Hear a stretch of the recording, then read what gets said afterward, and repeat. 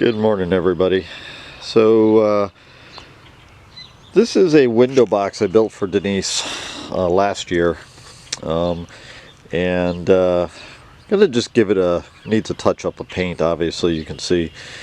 And so over the year it started sagging, so I went out and bought these legs and we painted them, put them on there. We got them resting on bricks just to help hold the weight and to hold this up a little bit better.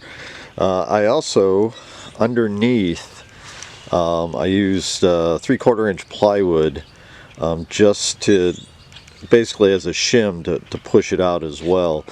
And so I mean, this is a lot of weight in this, and as you see, obviously filled with dirt. In the bottom we filled it with sticks and leaves and that type of thing, just to fill it up a little bit so it didn't have as much weight on it. But it is, it did sag over the year, so just wanted to shore it up a little bit. May end up putting something new here next year, but we're just going to make this work this year. And then I'm going to go underneath here and see if I can't get what I did. So I don't know if you really can see it, but that plywood, I used the farm jack this up, got the 3/4 inch plywood in there, and that definitely helped bring this up more level. It's still not perfect, but it's certainly going to do. And actually we kind of like the fact that these legs kind of almost make it look like a piece of furniture out here. So so I'm just going to be painting, get a nice coat of paint on this.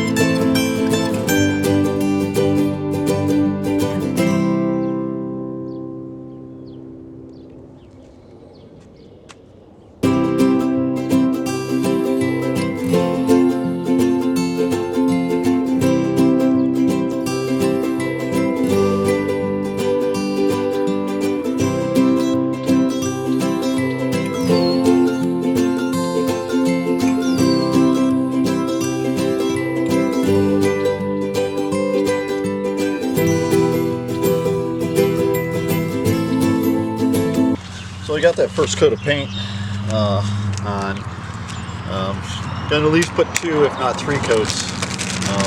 But one of the things I like to do, I found works really well to keep the paint from drying on your brushes in between coats, is just put them in a Ziploc bag, just like that. Seal that puppy up, and that'll help keep that keep that from drying up on you. And same thing with the roller. Obviously the the handle's not going to fit in, but you can get this closed up enough to where it'll do, give you the same thing. And so just like that.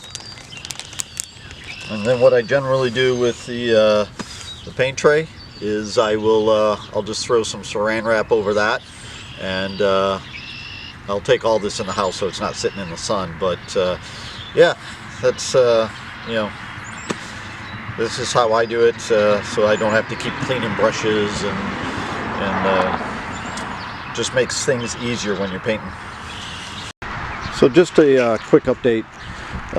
So I ended up putting 2 coats of paint on the window box here, and then the other thing I forgot to add in the video of me painting was that on the bottom of these table legs, I put a nail-in foot. It's a little plastic foot you nail into the bottom. And before I did that, I actually coated the base of these with silicone. So I'm hoping that will seal the ends of these, obviously where the end grain is, and that it will help maintain them and keep them from deteriorating over time with the weather and being in contact with water. So all in all, I'm happy with how this came out. And of course, Denise has planted this, and she's going to go over all the different flowers in here, and we'll keep you updated as this window box grows throughout the spring and summer. If it's as nice as last year's, it's going to be awesome. Hi, this is Denise, and it's May 2nd here in Michigan, and our last frost date isn't until about the middle of the month, about May 15th, which is our wedding anniversary as well. But I'm going to go ahead and I'm going to plant up our 10-foot window box. Normally I wouldn't plant before the last frost date, except this window box, I can potentially cover it and open the windows on the inside to let the heat from the furnace out here for a couple of nights in case it does get too cold. But this window box is ready.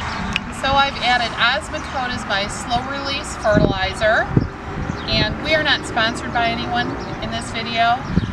You could add some other type of slow release fertilizers if you'd like. I'll also give it a weekly dose of a liquid fertilizer. So my husband built this box last year, and it is 10 feet long. It is 12 inches deep and 12 inches wide. And we had a beautiful thing of flowers in here last year. I have topped it off again this year with more potting mix. And my color theme this year is in the pink family. And what I've done is I got my inspiration from the Proven Winter site, and you'll see many of these plants are also Proven Winners as well. Not all of them. And this one is Wild Watermelon. I did not use all of the plants in the entire Wild Watermelon series, and I've substituted a couple of different things based on availability and some other things that I have wanted to use. I also did some winter sowing this year, so I am also adding some Nicotiana. It's called Perfume Antique Lime. I'm going to put that on the pillars here, and that should bring a nice scent into our great room during the summertime when we have the windows open. And here is that Perfume Antique Lime Nicotiana that I had grown. So I'm going to take a couple of these. I'll also put these into the window box as well. So I'm going to get started, and I'm going to go ahead and plant up this window box.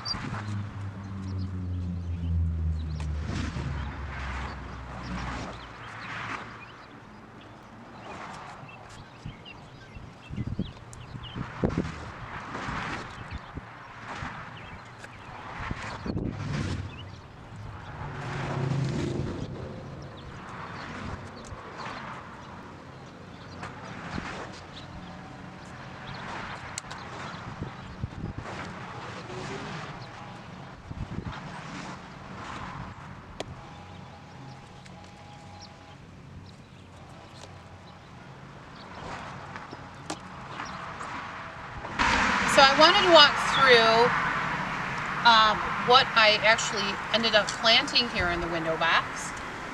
And in the back, I have put proven winners, Angelface, perfectly pink Angelonia,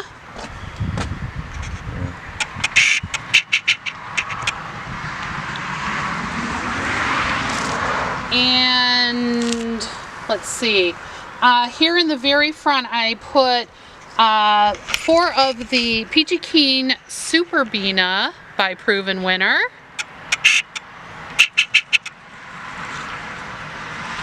And I have also here in the front that will also trail is the Supertunia Vista Fuchsia. I've also used Superbells Coralina, and that fills in here in the back with this lantana, which is not a Proven Winners item. This one is Sunrise Rose, and this is the lantana here. And so I tried to put all of the trailing plants in the front, and I also in the very back here, and we'll see how they do, I winter sowed some Perfume Antique Lime Nicotiana. So that's it back there. It should grow about 22 inches tall. Again, that's Perfume Antique Lime Nicotiana, and I did that by winter sowing. And I think that'll add a nice pop of bright green to this 10-foot window box.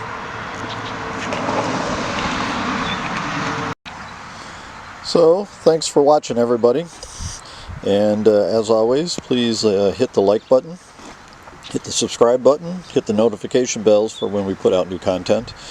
And I'll just close out by getting kind of a close-up of Denise's wonderful flowers.